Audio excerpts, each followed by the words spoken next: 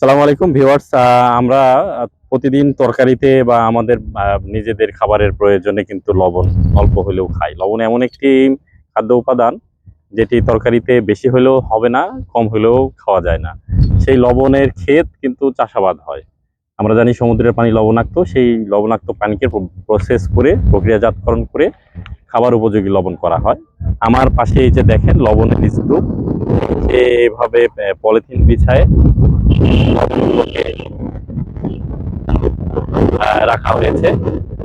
এই প্রক্রিয়াকরণ করার কিছুদিনে এইটা হচ্ছে রোদ সূর্যের তাপে এটা হয়, বাষ্পায়িত হয়, সেটি ধীরে ধীরে ধীরে ধীরে লবণের দানায় পরিণত হয়। আপনারা দেখতে পাচ্ছেন, আমরা নর্থ বেঙ্গলের মানুষ কিন্তু লবণ ক্ষেত কখনো দেখি নাই। যারা খুলনা অঞ্চলে তারা হয়তো কিছুটা দেখেছে। আমরা আছি কক্সবাজার জেলার টেকনাফ উপজেলার শাহপরীর দ্বীপে, একদমই বাংলাদেশ মায়ানমার বর্ডারের যে দ্বীপ, সেখানেই হচ্ছে এই লবণ চাষ হচ্ছে। দুই পাশে, অর্থাৎ এটি অনেকটা নিচু জায়গা, দুই পাশে রাস্তার দুই পাশেই হচ্ছে লবণের অসংখ্য ছোট ছোট প্লট বা ক্ষেত। এখান থেকে লবণ প্রক্রিয়াজাতকরণ করে রিফাইন করা হয়। বিভিন্ন কোম্পানি সেগুলো রিফাইন করে বাজারজাত করে। আশা করি আজকের ভিডিওটা আপনাদের ভালো লেগেছে। ধন্যবাদ সকলকে।